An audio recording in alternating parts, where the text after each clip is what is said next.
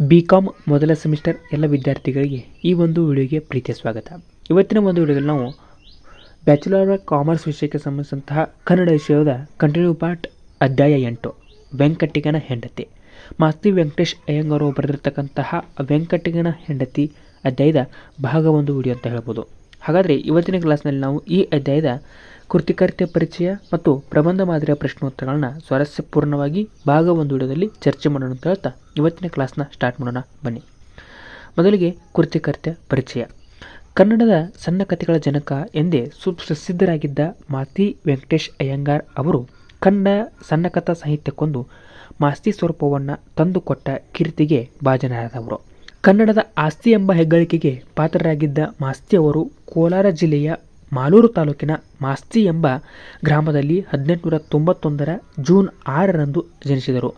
ಶ್ರೀನಿವಾಸ ಕಾವ್ಯನಾಮದಿಂದ ಸಾಹಿತ್ಯ ಕ್ಷೇತ್ರದಲ್ಲಿ ಚಿರಪರಿಚಿತರಾಗಿರುವ ಮಾಸ್ತಿಯವರು 1914ರಲ್ಲಿ MA ಪದವಿ ಪಡೆದರು. 1915ರಲ್ಲಿ ಅಸಿಸ್ಟೆಂಟ್ ಕಮಿಷನರ್ ಆಗಿ ನೇಮಕಗೊಂಡ ಇವರು 1943ರಲ್ಲಿ ಡೆಪ್ಯೂಟಿ ಕಮಿಷನರ್ ಆಗಿ ಸ್ವಯಂ ನಿವೃತ್ತಿಯಾದರು. 1920ರ ನವೋದಯ ಪ್ರಾರಂಭ ಕಾಲದಿಂದಲೂ ಕಥೆಗಳನ್ನು ಬರೆಯುತ್ತಾ ಬಂದ ಮಾಸ್ತಿಯವರು ಕನ್ನಡ ಸಾಹಿತ್ಯದ ವಿವಿಧ ಪ್ರಕಾರಗಳಲ್ಲಿ ಸಾಹಿತ್ಯ ಕೃಷಿ ಮಾಡಿದ ಪ್ರತಿಭಾವಂತರು. ಇನ್ನು ಇವರ ಕೃತಿಗಳನ್ನು ನೋಡೋದಾದರೆ ರಂಗನ ಮದುವೆ ಸಣ್ಣ ಕಥೆಗಳು 1-15 ಭಾಗಗಳು, ಮಾತುಗಾರ ರಾಮಣ್ಣ, ಶೇಷಮ್ಮ ಇವು ಮಾಸ್ತಿಯವರ ಸಣ್ಣ ಕಥಾ ಸಂಕಲನಗಳು. ಸುಬ್ಬಣ್ಣ ಇವರ ನೀಳಕಥೆಯಾಗಿದ್ದು ಇದು ಕಿರು ಕಾದಂಬರಿಯ ಸ್ವರೂಪದಲ್ಲಿದೆ. ಬಿನ್ನಹ, ಆರುಣ, ಥಾವರೆ, ಚೆಲುವು, ಮಲಗಾರ ಮೊದಲಾದವು ಇವರ ಕವನ ಸಂಕಲನಗಳು. ಕಾಕನ ಕೋಟೆ, ಮಾಸ್ತಿ, ಯಶೋಧರ, ಭಟ್ಟರ ಮಗಳು, ಕಾಳಿದಾಸ, ಅಜ್ಜನ ದಾರಿ ಮೊದಲಾದವು ಇವರ ನಾಟಕಗಳು. ಚಿಕ್ಕವೀರ ರಾಜೇಂದ್ರ, ಚೆನ್ನಬಸವ ನಾಯಕ ಇವರ ಪ್ರಸಿದ್ಧ ಕಾದಂಬರಿಗಳು. ವಿಮರ್ಶೆ, ಜನತೆಯ ಸಂಸ್ಕೃತಿ, ಜನಪದ ಸಾಹಿತ್ಯ, ಆದಿಕವಿ ವಾಲ್ಮೀಕಿ, ಕನ್ನಡ ಲಂಕ ಮೊದಲಾದವು ಇವರ ವಿಮರ್ಶಾ ಕೃತಿಗಳು. 1965ರಿಂದ ಜೀವನ ಪತ್ರಿಕೆಯನ್ನು ಪ್ರಾರಂಭಿಸಿದ ಮಾಸ್ತಿಯವರು ತರುಣ ಬರಹಗಾರರಾಗಿ ವಿಶೇಷ ಪ್ರೋತ್ಸಾಹ ನೀಡಿದರು. ಮಾಸ್ತಿಯವರಿಗೆ ಸಾಹಿತ್ಯ ಸಾಧನೆಗೆ ಹಲವಾರು ಶ್ರೇಷ್ಠ ಪ್ರಶಸ್ತಿಗಳು ಸಂದಿವೆ. ಇವರ ಸಣ್ಣ ಕಥಾ ಸಾಹಿತ್ಯಕ್ಕೆ ಕೇಂದ್ರ ಸಾಹಿತ್ಯ ಅಕಾಡೆಮಿ ಪ್ರಶಸ್ತಿ ಲಭಿಸಿದೆ. 1983ರಲ್ಲಿ ಇವರು ಚಿಕ್ಕವೀರ ರಾಜೇಂದ್ರ ಕಾದಂಬರಿಗೆ ಭಾರತೀಯ ಅತ್ಯುನ್ನತ ಜ್ಞಾನಪೀಠ ಪ್ರಶಸ್ತಿ ಬಂದಿದೆ. 1929ರಲ್ಲಿ ಬೆಳಗಾವಿಯಲ್ಲಿ ಜರುಗಿದ ಅಖಿಲ ಭಾರತ ಕನ್ನಡ ಸಾಹಿತ್ಯ ಸಮ್ಮೇಳನದ ಅಧ್ಯಕ್ಷರಾಗಿದ್ದರು. ಮಾಸ್ತಿಯವರು 1954ರಲ್ಲಿ ಕನ್ನಡ ಸಾಹಿತ್ಯ ಪರಿಷತ್ತಿನ ಅಧ್ಯಕ್ಷರಾಗಿದ್ದರು. 1942ರಲ್ಲಿ ರಾಜಸೇವಾಸಕ್ತ ಎಂಬ ಬಿರುದು ಅವರಿಗೆ ಸಂದಿತು ಎಂಬುದು ಇಷ್ಟು ಕೃತಿಕರ್ತೆಯ ಪರಿಚಯವಾಗಿತ್ತು. ಮುಂದುವರೆದು ಇವರ ಅಧ್ಯಾಯದ ಪ್ರಬಂಧ ರೂಪದ ಪ್ರಶ್ನೋತ್ತರಗಳನ್ನು ಚರ್ಚೆ ಮಾಡೋದಾದರೆ ಪ್ರಶ್ನೆ ನಂಬರ್ 1. ಈ ಪ್ರಬಂಧ ರೂಪದ ಪ್ರಶ್ನೋತ್ತರಗಳನ್ನು ಪರೀಕ್ಷೆಯಲ್ಲಿ 10 ಅಂಕಕ್ಕೆ ಕೇಳಬಹುದಾದಂಥ ನಿರೀಕ್ಷೆ ಇರುತ್ತದೆ. ಹಾಗಾದರೆ ಪ್ರಶ್ನೆ ನಂಬರ್ 1, ವೆಂಕಟಿಗನ ಹೆಂಡತಿ ಕಥೆಯ ಸ್ವಾರಸ್ಯವನ್ನು ನಿರೂಪಿಸಿ.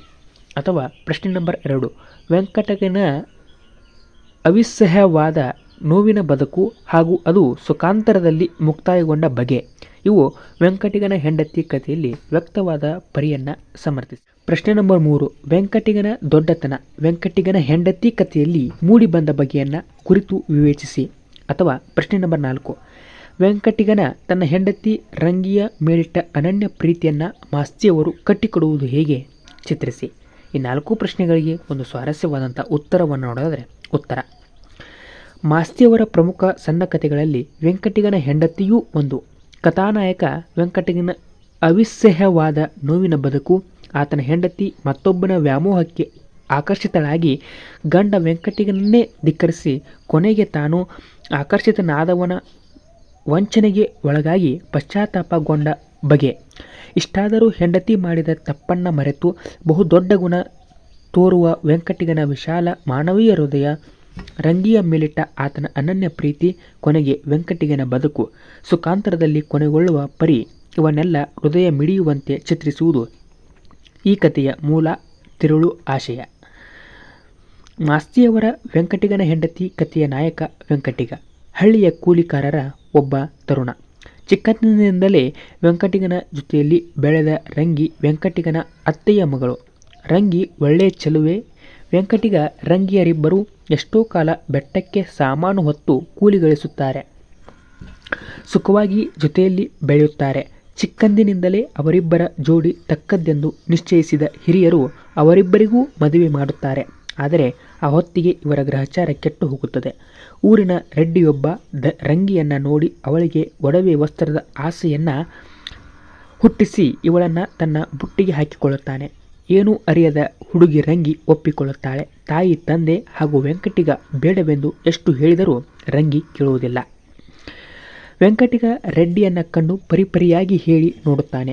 ಆದರೆ ರಂಗಿಯನ್ನು ಬಿಟ್ಟುಕೊಳ್ಳಲು ಒಪ್ಪದ ರೆಡ್ಡಿ, ಬೇಕಾದರೆ ಹಣ ಕೊಡುತ್ತೇನೆ, ಬೇರೊಂದು ಮದುವೆಯಾಗು, ಆದರೆ ರಂಗಿಯನ್ನು ಮಾತ್ರ ಬಿಡುವುದಿಲ್ಲವೆಂದು ಸ್ಪಷ್ಟಪಡಿಸುತ್ತಾನೆ.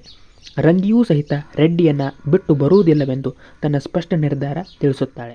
ರೆಡ್ಡಿ ಸಾಹುಕಾರನ ಹಿರಿಯ ಹೆಂಡತಿ ವೆಂಕಟಿಗನಿಗೆ ಮನೆಗೆ ಹೆಂಗಸೊಬ್ಬಳನ್ನು ಕಳುಹಿಸಿ ತನ್ನ ಗಂಡ ತನ್ನ ಸಂಸಾರವನ್ನು ಕೆಡಿಸಿದ್ದು ತನಗೆ ಬಹಳ ದುಃಖವಾಗಿದೆ ಎಂದು ಆತ ಇನ್ನೊಬ್ಬಳನ್ನು ಮದುವೆಯಾಗಿದ್ದರೆ ಬೇಡವೆನ್ನುತ್ತಿರಲಿಲ್ಲ. ಹೀಗೆ ಮದುವೆಯಾದ ಹೆಣ್ಣನ್ನು ಕದ್ದು ತಂದು ಮನೆ ಮುರಿದುಕೊಳ್ಳುತ್ತಿದ್ದಾನೆ. ಗಂಡನಾದ ನೀನು ನಿನ್ನ ಹೆಂಡತಿಯನ್ನು ಕರೆದುಕೊಂಡು ದೂರ ಎಲ್ಲಿಗಾದರೂ ಹೋಗುವುದಾದರೆ ತಾನು ಖರ್ಚು ವೆಚ್ಚ ಕೂಡಿ ಎಲ್ಲ ಸಹಾಯವನ್ನು ಮಾಡುವುದಾಗಿ ತನ್ನ ಅಭಿಪ್ರಾಯ ತಿಳಿಸುತ್ತಾಳೆ. ಆದರೆ ವೆಂಕಟಗನಿಗೆ ಅದು ಯಾವುದೂ ಒಪ್ಪಿಗೆಯಾಗುವುದಿಲ್ಲ. ಆತನಿಗೆ ತನ್ನ ಹೆಂಡತಿ ವಿಷಯಕ್ಕೆ ತಾನು ಹೇಗೆ ನಡೆದುಕೊಳ್ಳಬೇಕು ಎನ್ನುವುದು ಒಂದೇ ಯೋಚನೆ.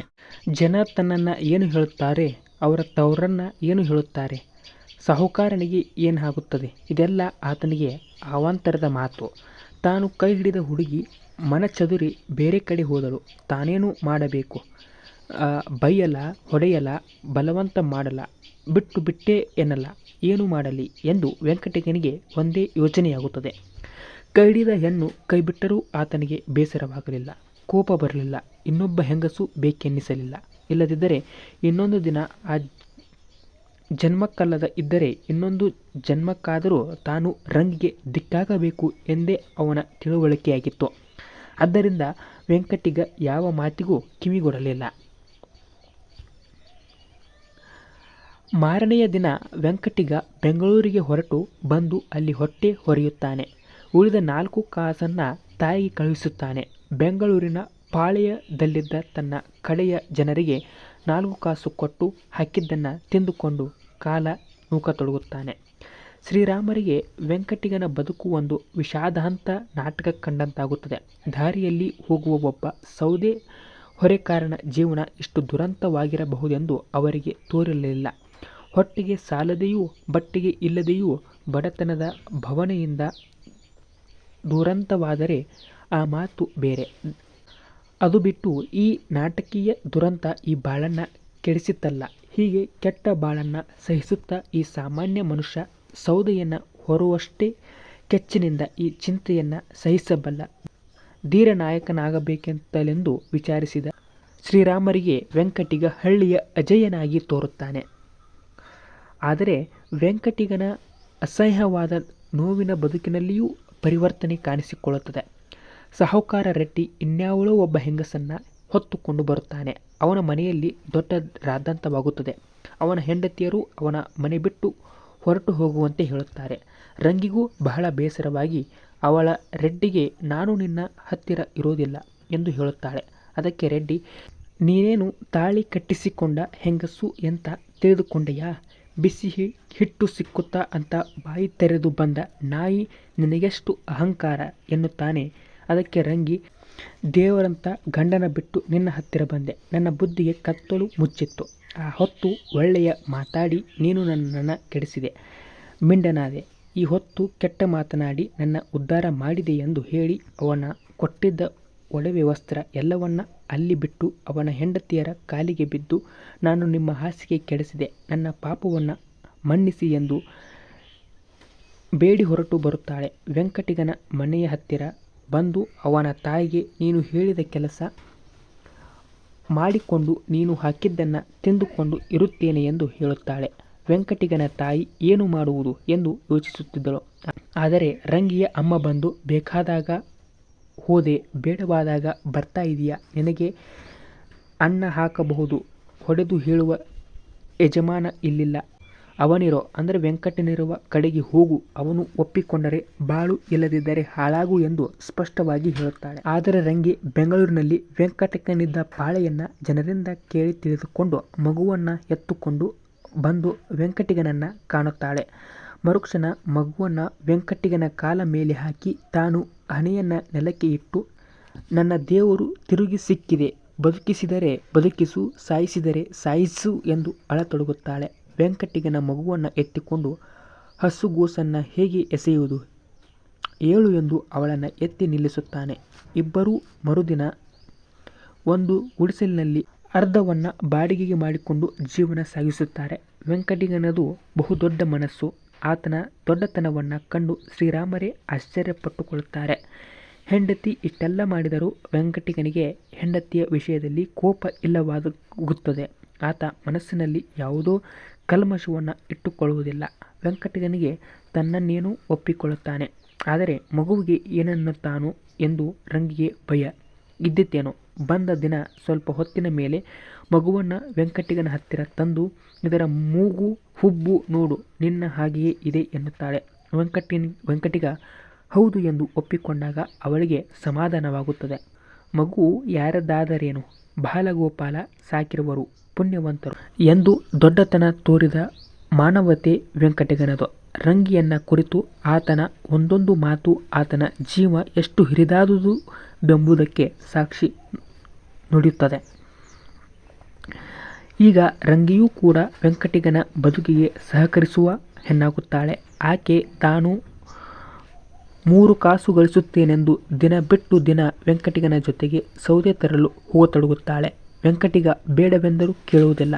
ತಲೆ ಮೇಲೆ ಹೊರೆ, ಕೊಂಕುಳದಲ್ಲಿ ಮಗು, ನಡೆಯಲಾರದೆ ನಡೆಯುತ್ತಾ ಊಟಕ್ಕೆ ಚಿಂತೆಯಿಲ್ಲದಂತೆ ವೆಂಕಟಿಗನಿಗೆ ಜೊತೆಯಾಗುತ್ತಾಳೆ.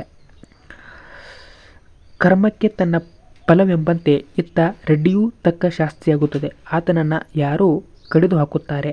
ಆತ ತನಗೆ ಮಾಡಬಾರದ ಅನ್ಯಾಯ ಮಾಡಿದರೂ ಈ ಸುದ್ದಿ ತಿಳಿದ ವೆಂಕಟಿಗ ಅನ್ಯಾಯವಾಗಿ ಕೆಟ್ಟು ಹೋದನೆಂದು ಮರುಗುತ್ತಾನೆ. ಆದರೆ ರಂಗಿ ಮಾತ್ರ ಅವನಿಗೇನಾದರೂ ನನಗೇನು, ಕೆಟ್ಟರೆ ಮತ್ತಷ್ಟು ಕೆಡುತ್ತಾನೆ. ಬೀದಿಗೆ ಬಂದ ಹಾವನ್ನು ಯಾರೋ ಕೊಲ್ಲುವುದೇ ನಿಜ, ಅವನಾಟವೂ ಮುಗಿಯಿತು ಎನ್ನುತ್ತಾಳೆ. ಕೊನೆಗೂ ವೆಂಕಟಿಗ ಬೆಂಗಳೂರಿನಲ್ಲೇ ನೆಲೆ ನಿಲ್ಲುತ್ತಾನೆ. ಅದು ದೇವರ ಇಷ್ಟವೆಂದು ಭಾವಿಸುತ್ತಾನೆ. ಅಲ್ಲದೆ ರಂಗಿಗೂ ಅತ್ತ ಹೋಗುವ ಮನಸ್ಸಾಗುವುದಿಲ್ಲ. ದೂರದಲ್ಲಿದ್ದ ಬೆಟ್ಟದ ದೇವರನ್ನು ಸ್ಮರಿಸಿದರೆ ಆ ದೇವರು ಕಾಪಾಡುತ್ತಾನೆಂಬ ಬಲವಾದ ನಂಬುಗೆ ವೆಂಕಟಿಗನದು. ಒಟ್ಟಾರೆ ವೆಂಕಟಿಗನು ತನ್ನ ಹೆಂಡತಿಯನ್ನಲ್ಲದೆ ಮಗುವನ್ನು ಸ್ವೀಕರಿಸಿದ ಎಂಬುದು ಇಷ್ಟು ಈ ಅಧ್ಯಾಯದ ಭಾಗ 1 ವಿಡಿಯೋದ ಪ್ರಬಂಧ ಮಾದರಿಯ ಪ್ರಶ್ನೆಗಳಿಗೆ ಸ್ವಾರಸ್ಯವಾದಂಥ ಉತ್ತರವಾಗಿತ್ತು ಅಂತ ಹೇಳ್ತಾ ಮತ್ತೆ ಮುಂದಿನ ಕ್ಲಾಸ್ನಲ್ಲಿ ಭೇಟಿಯಾಗ್ತೀನಿ. ಇದರ ಮುಂದಿನ ಒಂದು ವಿಡಿಯೋದಲ್ಲಿ ಇದರ ಮುಂದುವರೆದ ಭಾಗವನ್ನು ಡಿಸ್ಕಷನ್ ಮಾಡೋಂತ ಹೇಳ್ತಾ, ಅಲ್ಲಿವರೆಗೂ ಎಲ್ಲರಿಗೂ ನಮಸ್ಕಾರ. ಜೈ ಹಿಂದ್, ಜೈ ಕರ್ನಾಟಕ ಮಾತೆ.